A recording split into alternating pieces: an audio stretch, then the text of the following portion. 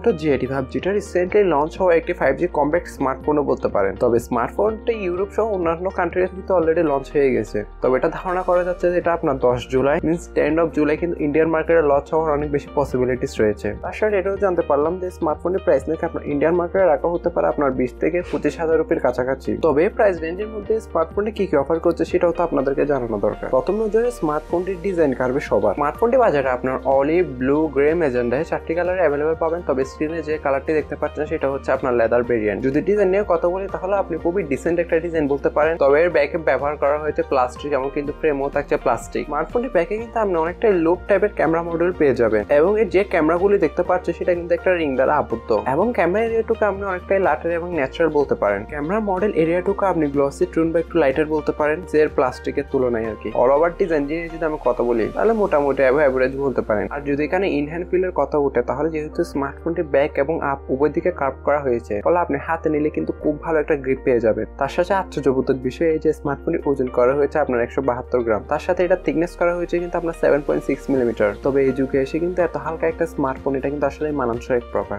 এটা ভাবেন না যে তারা ওজনে হালকা দিলেও মানে কমিয়ে দিয়েছে। এত লাইট ওয়েট করা সত্ত্বেও কিন্তু স্মার্টফোনটিতে তারা ব্যাটারি হিসেবে ব্যবহার করা হয়েছে আপনার 5000 mAh এর ম্যাসিভ একটি ব্যাটারি। তার সাথে কিন্তু বক্সে প্রোভাইড করেছে একটি 30 ওয়াটের ফাস্ট চার্জার। তবে এটা ইন্টারন্যাশনালি। তবে এটা যখন ইন্ডিয়ান মার্কেটে লঞ্চ হবে বা বাংলাদেশের মার্কেটে লঞ্চ হবে তখন কিন্তু আমরা সেখানে 33 ওয়াটের একটি ফাস্ট চার্জার দেখতে পাবো, যেটির ফলে আপনি 1 ঘন্টা 10-15 মিনিটের মধ্যে কিন্তু আপনার স্মার্টফোনটিকে ফুল চার্জ করে নিতে পারবেন। তাই এই দিক দিয়ে তারা কোনো প্রকার কমতি রাখে এবং এতে আপনার 5000 mAh ব্যাটারি থাকার ফলে আপনি 1 থেকে 1.5 দিনের মতন ইজিলি ব্যাটারি ব্যাকআপ পেয়ে যাবেন। ডিসপ্লে নিয়ে বললে স্মার্টফোনটি ফ্রন্ট আসলে কিন্তু আপনি 6.67 ইঞ্চি মাপের ফুল এইচডি প্লাসের একটি পিওলেড ডিসপ্লে পাবেন যেটা আপনার 120 হার্জের ফাস্ট রিফ্রেশ রেটকে সাপোর্ট করে। দেন এটা একটা আপনার 10 বিট কালার ডিসপ্লে বলতে পারেন। তার সাথে আরো থাকছে আপনার 1600 নিটস এর পিক ব্রাইটনেস। আর ডিসপ্লেটির স্ক্রিন টু বডি রেশিও করা হয়েছে আপনার 90.8% এবং এই ডিসপ্লেটিতে কিন্তু আপনার প্রোটেকশন করার জন্য থাকছে Corning gorilla glass fibre protection. তাই অল ওভার যদি আমি ডিসপ্লে নিয়ে বলি আপনি যদি মাল্টিমিডিয়া লাভার হন তাহলে স্মার্টফোনে কন্টেন্ট ওয়াচ করার সময় কিন্তু কোনো রকম আপনাকে কোনো কিছুরই ঘাটতি দেখা দিবে না। তবে অ্যান্ড্রয়েড 14 এর সাথে আসা স্মার্টফোনটিতে কিন্তু চিপসেট হিসেবে থাকছে। তবে সেটা বলার আগে ছোট্ট একটু গুরুত্বপূর্ণ কথা, আপনারা যারা এখন আমাদের চ্যানেলে নতুন রয়েছেন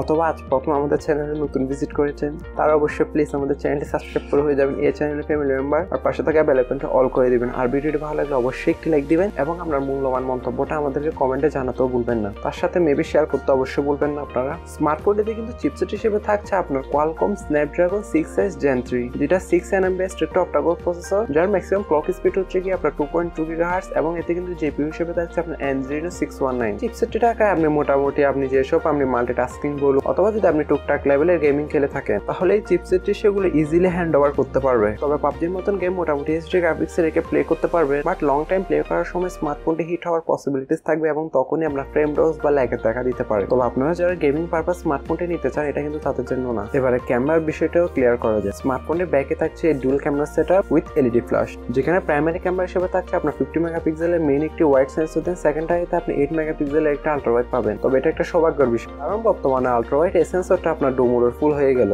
তবে ব্যাক ক্যামেরা দ্বারা আপনি সর্বোচ্চ 1080p-তে 60 fps ভিডিওগুলো শুট করতে পারবেন। সেক্ষেত্রে আমার একটু ফালতু লেগেছে, এখানে মিনিমাম 2K বা 4K অপশন দেওয়া উচিত ছিল। আর স্মার্টফোনের ফ্রন্ট আসলে কিন্তু আপনি 32 মেগাপিক্সেলের একটি ওয়াইড সেলফি ক্যামেরা পাবেন এবং এটি দ্বারা আপনি 1080p-তে 30 fps ভিডিওগুলো ইজিলি শুট করতে পারবেন। অবশ্যই কিছু ক্যামেরা স্যাম্পল আপনি স্ক্রিনেও দেখতে পাচ্ছেন।